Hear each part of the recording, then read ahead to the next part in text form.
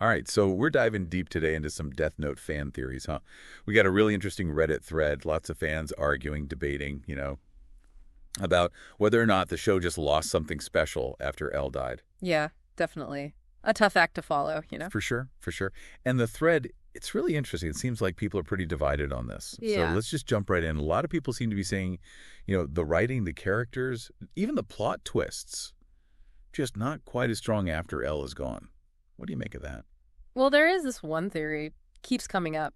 A lot of people think maybe Oba and Obata, the creators, originally wanted to end the series right there when L dies. I mean, imagine that last face-off between Light and L. Uh-huh. Pretty epic way to go out, right? Yeah, I mean, it's hard to imagine topping that. Right. But then, Death Note was huge, a global hit.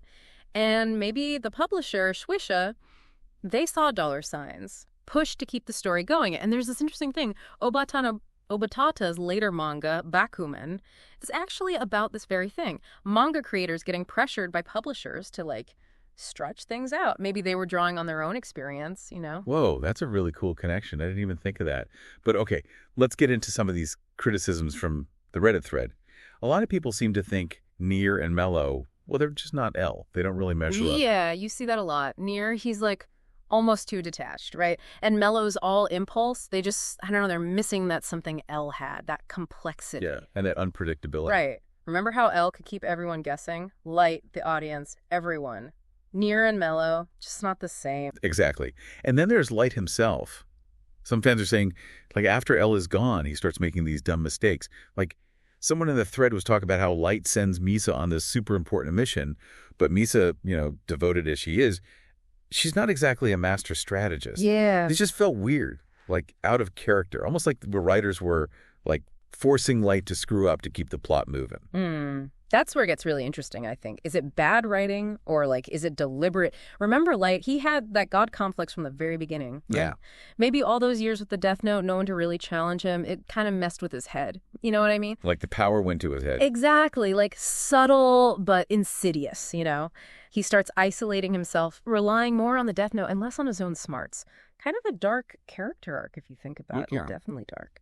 And it kind of fits with one of the big themes of Death Note, right? Yeah. Absolute power corrupts absolutely. For sure. But, to be fair, the second half of Death Note, it's not all bad. Some people in the thread were praising Mikami, the prosecutor who becomes this hardcore Kira follower. Yeah, Mikami. He's definitely an interesting addition, I'll give you that. So devoted to Kira's supposed ideals. Totally blind to what Light has actually become.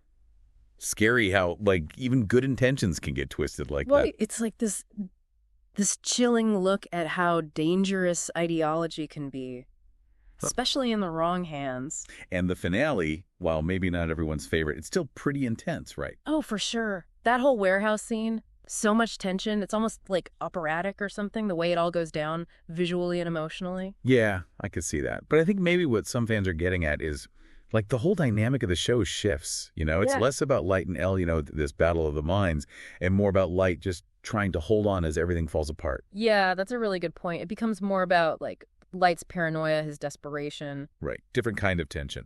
But definitely still tension. Oh, absolutely. So there's this really interesting comment in the thread. Someone suggested that maybe the ending would have been more powerful if it was Light's dad, Subishiro, who brought him down. Oh, yeah, that's a popular one. And it makes sense. Think about it. Light, defeated not by some rival genius, but by his own father. The ultimate betrayal. Yeah, that would have been heavy. So Ichiro, this symbol of justice, having to face the truth about his own son, it would have brought the whole story full circle. You know, the consequences, the impact on his family, everything. Yeah, we've taken it to a whole other level. Less of a game, more of a tragedy. Exactly. Really makes you wonder how people would remember Death Note if it had ended that way. Right. Speaking of different endings, someone mentioned the Japanese live-action movie, Death Note, the last name. It goes in a totally different direction, right? Oh, yeah, big time. I don't want to spoil anything, but let's just say they went for a much more, concrete ending. More, realistic, maybe. And the reactions, from what I saw in the thread, pretty mixed. Yeah, some people loved it. Others felt like it kind of betrayed the spirit of the anime. I guess it all depends on what you're looking for, right? Exactly. If you're expecting a shot-for-shot remake, you're going to be disappointed. But if you're open to a fresh take, a reimagining, It's pretty thought-provoking. So it still deals with the same big ideas. Justice, morality, all Oh, that. wow. Yeah, definitely. But it looks at light and L in a whole new way. It gives you a much more definite answer about who wins in the end. Wow. Okay. Definitely adding that to my watch list. But back to the anime. Do you think if it had ended with L, loose ends and all, would we consider it like a true masterpiece? Now that is the question, isn't it? I mean, Yeah. ending there, it would have been powerful, shocking even, and definitely left us with a lot to think about. Like, what is justice, really? Yeah, like a classic Greek tragedy. Exactly. Elle would have become this legend, and we'd all be left wondering about Light, Was he a hero, a villain, something in between? But then again, we wouldn't have seen Light's full descent. How he goes from, well, misguided idealist to straight-up tyrant. That's true. We wouldn't have gotten Mikami either. He represents something really important, about blind faith. So it's like a trade-off, huh? Yeah. Shorter, more ambiguous ending, maybe more impactful, versus longer, more detailed, but maybe less powerful. Yeah, exactly. One decision changes everything. It's interesting, looking at the thread, so many people are focused on Near and Mello as replacements for L. But what if we don't think of them like that? What if they're more like foils to Light? Foils? What do you mean? Okay, so Near, he's all about logic, right? Yeah. Super methodical, almost cold. Yeah. And then Mello, he's the opposite. Emotional, reckless. Like they're both missing something L had, but together they represent these different challenges to Light. Like broken pieces of L. Each one has a part of what made him great, but neither one is the full package. Yes, exactly. And by putting Light up against these two very different personalities, the writers are able to explore all these different sides of him, how he reacts, how he changes. Act like you can't just replace someone like L, This genius, it can't be copied. And the story shows us that. Right. So we've talked about some interesting alternative endings here. But is there one that maybe hasn't been explored, like a what-if scenario we could throw out to the listeners? Let me think. Okay, what if instead of Light winning, it's Misa? Misa, like Yeah. the girlfriend. Yep. Think about it. She loves Light, right? Yeah. But she's also impulsive, emotional, and maybe, I don't know, less concerned with being, like, morally good. Whoa, that's crazy. I mean, we see glimpses of how far she'll go, but her as the new god, that's a whole different story. Right. Would she be a good ruler, trying to make a world Light would have wanted, or would she become a tyrant, like consumed by the power? Wow.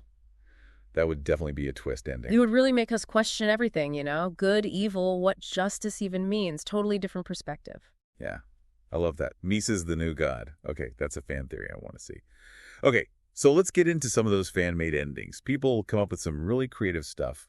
It's amazing, right? It shows how much people care about the story.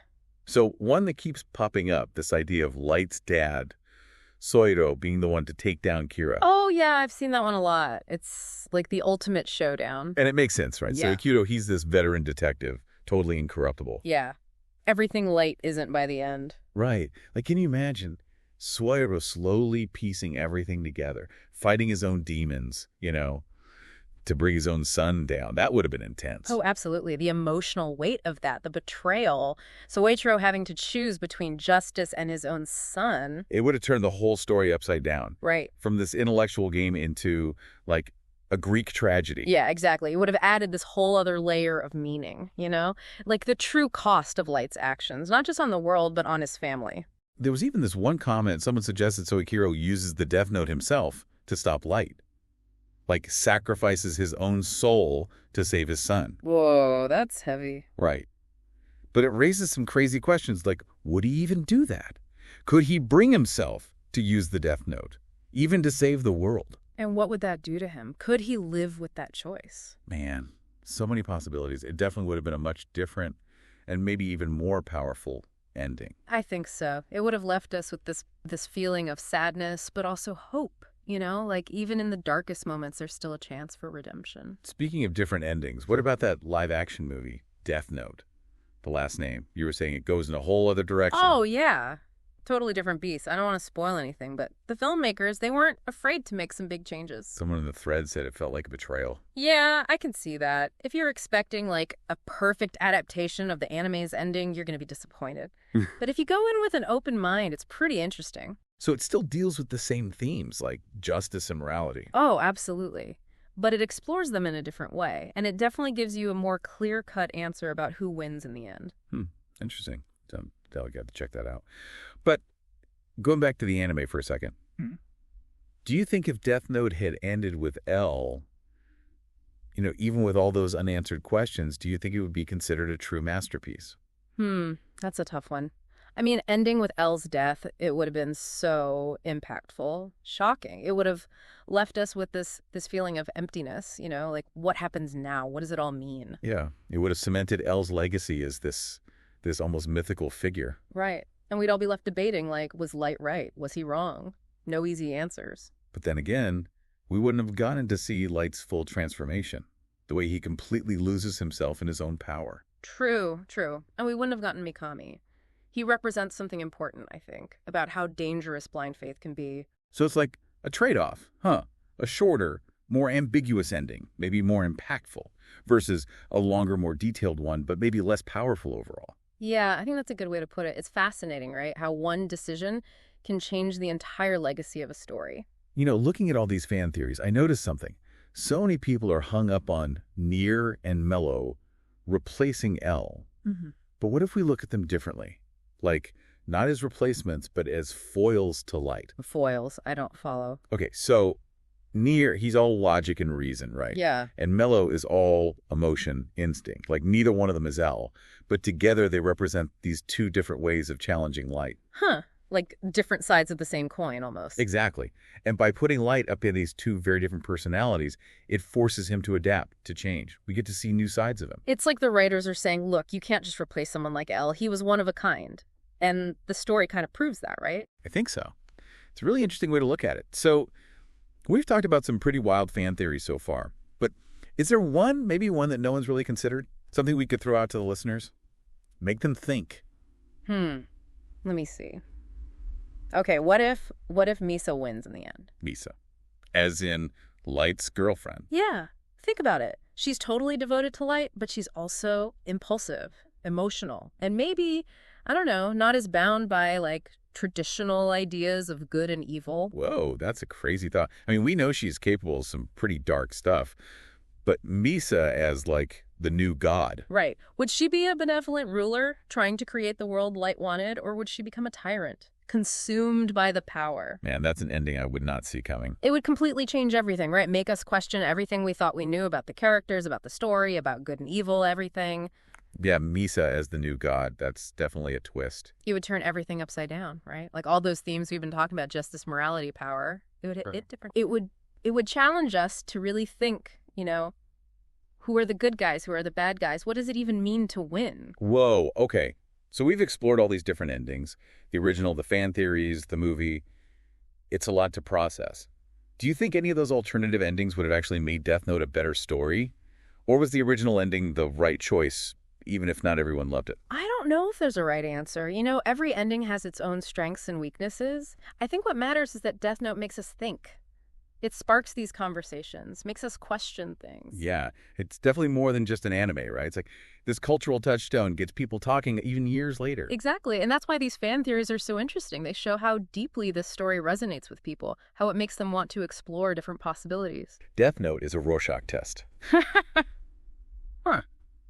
I like that. So what do you think? What's the biggest thing Death Note leaves us with? For me, it's those moral dilemmas. It makes you confront those tough questions. There's no easy answers in Death Note, right? Yeah. No matter what side you're on, every character thinks they're doing the right thing. But then those actions have these huge consequences. It forces us to look at those gray areas. Yeah. Question our own sense of justice.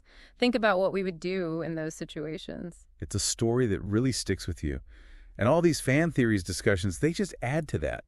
Make you think even harder about the characters, the themes, everything. They remind us that great stories, they do more than just entertain. They make us question things, explore different ideas, maybe even learn something about ourselves. So to all you Death Note fans out there, keep those theories coming. Explore those what-ifs, debate those characters. Don't be afraid to challenge the story. Who knows? Maybe your idea will be the next big fan theory. Exactly. All right, well, thanks for taking us on this deep dive into the world of Death Note fan theories. Really appreciate it. It's been my pleasure. Always happy to geek out about Death Note. And to all our listeners, thanks for joining us. If you enjoyed this deep dive, be sure to check out our other episodes. We cover a ton of different topics. Always something new to explore. Until next time, stay curious.